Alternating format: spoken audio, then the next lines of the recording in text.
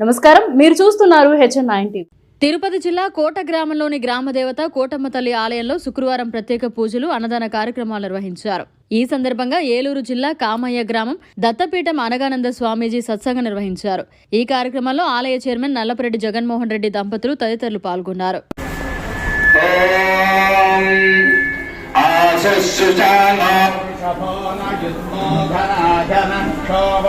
విషయే కవీరస్యదగం సేనాజయత్సాగమింద్రనాయుద్ధారేణ దుశ్చవనేన దృష్టురా తదింద్రేణ దేతతఃసహ త్వం విదో నరైషు హస్తేన వృష్ణా స ఇషుః బాహో సిద్ధ్యోత్వథన్ వా ప్రేదా విరస్తా బృహస్పదే పరిధియ్యార్ధేన రక్షోః మిత్రాగం అపబాధమానః శతం జీవ శరదో వర్ధమాన ఇత్యభినిగమో భటం ఇతి శతం దీర్ఘమాయుః శతమేవ తేన శతమాత్మై శతమైశ్వర్యం భవతి శతం ఇతి శతం పురుషः శతేంద్రియ ఆయుష్యేవేంద్రియే ప్రతిష్టతి.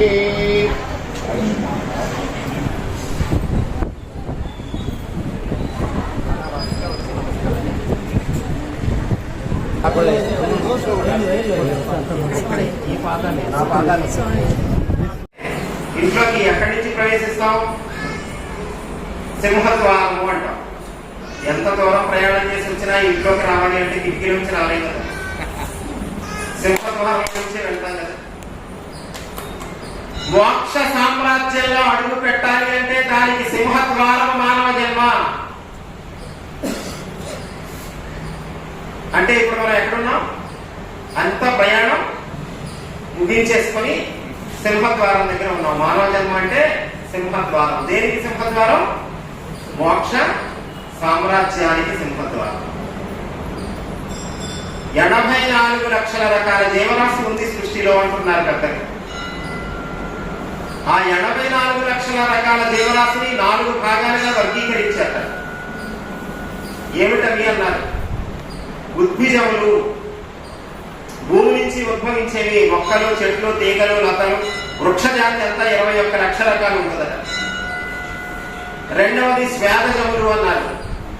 అంటే సూక్ష్మ జీవులు, చిన్న చిన్న పురుగు, పుట్ర అట్లాంటివన్నీ 21 లక్ష రకాలు ఉంటాయట. మూడవది అండజములు అన్నారు. అండజములు అంటే గుడ్లు పెట్టి పొదిగి పిల్లలు చేసే జాతి, అవి 21 లక్ష రకాలు ఉంటాయట. నాలుగవది జలాయుజములు అన్నారు. ప్రసవించేటువంటి జాతి అన్నారు. అవి 21 లక్ష రకాలు ఉంటాయట. మొత్తం 4 21 84 లక్షల రకాల జీవరాశి సృష్టిలో ఉంటే అందులో చిట్ట చివరి జన్మ మానవ జన్మ. అంటే ఇప్పటి వరకు మనం ఎన్ని జన్మలు ఎత్తుంటాం? 83,99,999 రకాలు జన్మలు కంప్లీట్ చేసుకొని ఇక్కడికి వచ్చాం. మహా ఉత్కృష్టం చేయగానే ఏం చెప్పారు మన పెద్దవాళ్ళు? సూర్య నమస్కారం చేయాలి అని చెప్పారు. ఈరోజు చూసినట్లయితే మనం కానివ్వండి, మన పిల్లలు కానివ్వండి, కేవలం జీవితాలన్నీ కూడా యాంత్రికమైపోయాయి. ఎంతసేపు కూడా చదువు, మార్కులు, ర్యాంకులు, ప్యాకేజీ. ఇంకేదైనా కొద్దిగా సమయం దిక్కిందంటే కలిపురుషుడు కలియుగం ప్రారంభమయ్యే ముందు బ్రహ్మదేవుడు పిలిచేటండి కలిపురుషుడిని. ఒక్కొక్క యుగం అయిపోతుంది కదా. ఫస్ట్ ఏ యుగం? కృతయుగం, తర్వాత త్రేతాయుగం, తర్వాత ద్వాపర యుగం. ద్వాపర యుగం పూర్తి అయిపోయింది, కలియుగం ప్రారంభం కావాలి. కలియుగం ప్రారంభం కావాలి కనుక బ్రహ్మదేవుడు ఏం చేస్తాడంటే, కలిపురుషుడా వాడిని పిలవండి, వాడి టైం వచ్చింది, వాడి పరిపాలన భూమి మీదకి పోవాలి వాడు అని కబురు పెట్టాడు. అప్పుడు కలిపురుషుడు ఏం చేశాడంటే, వాడు అసలు ఉండడమే పిశాచంలాగా ఉంటాడు. ఒక చేత్తో మర్మావయవాన్ని పట్టుకొని, ఒక చేత్తో నాలుకను పట్టుకొని గంతులు వేసుకుంటూ వచ్చేట వికృతమైనటువంటి స్వరూపంతో. బ్రహ్మదేవుడికి అసహ్యం కలిగేలాగా ఉండట. వాడు ఏమిరా అబ్బాయి, ఏమిటి నీ పరిస్థితి, ఏమిటి ఎట్లా ఉన్నావు దుగుప్సాకరంగా అని. నేను ఇప్పుడు భూమి మీదకి వెళుతున్నాను కదా, నా పరిపాలన స్టార్ట్ అవుతుంది కనుక నా పరిపాలన ఎలా ఉండాలి అని నేను ఒక ప్రతిజ్ఞ చేసుకున్నాను అన్నట్ట. ఏమిట్రా ప్రతిజ్ఞ అంటే, మానవాళికి భగవంతుని పట్ల నిజమైనటువంటి భక్తి శ్రద్ధలు లేకుండా చేయాలనుకున్నాను. మనిషిని కామముతోనూ జిహ్వ చాపల్యంతోనూ బంధించాలి అని ప్రతిజ్ఞ పూనాను అన్నమాట. చూడండి, మరి కలియుగం ప్రారంభమై 5125 మనం వాటిని పూజిస్తూ ఉంటాం. కొంతమంది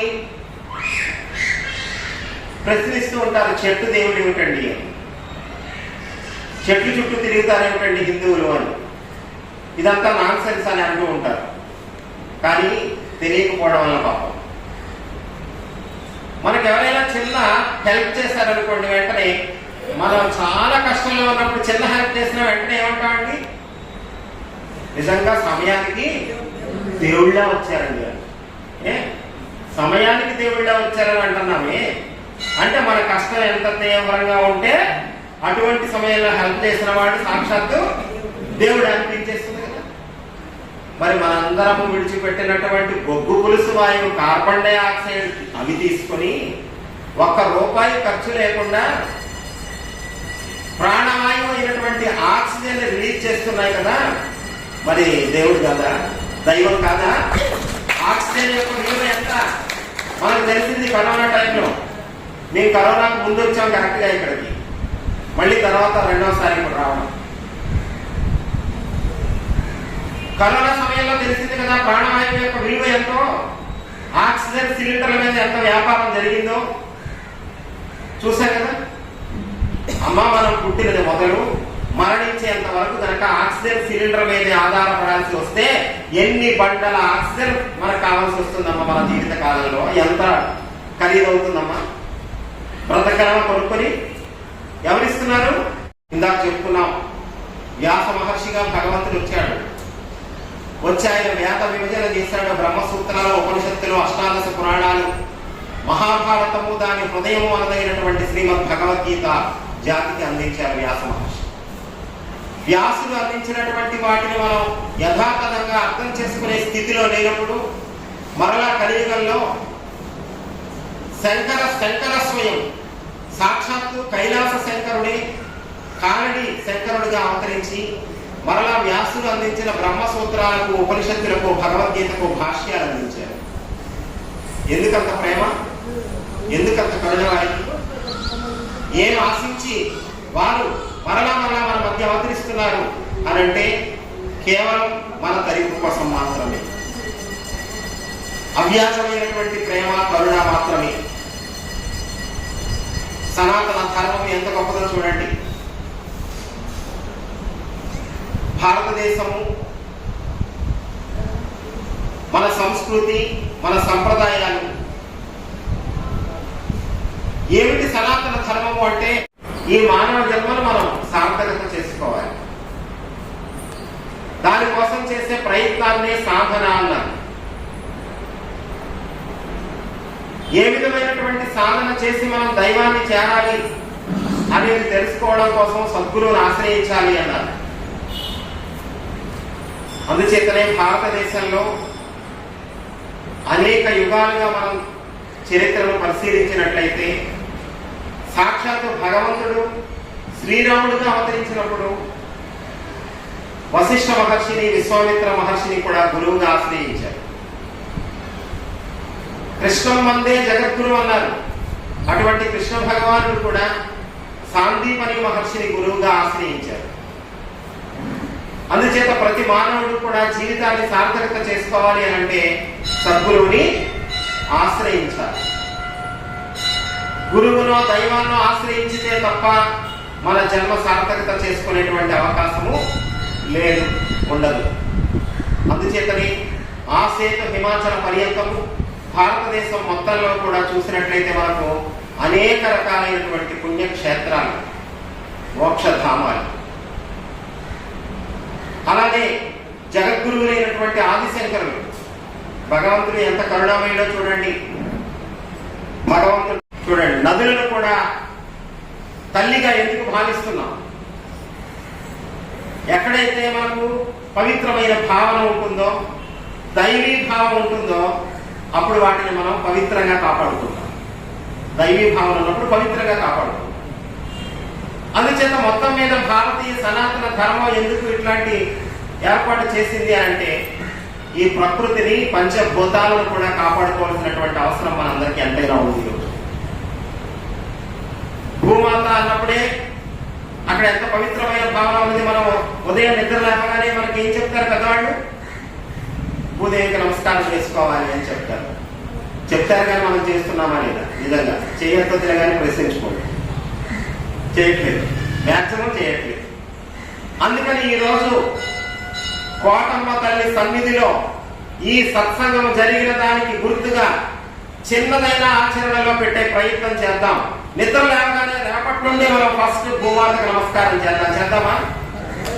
పెద్ద పెద్ద కష్టమైనవి చేయలేమనుకోండి, పెద్ద కష్టమైనవి చేయొద్దు, చిన్న దాంతోనే మొదలు పెడదాం.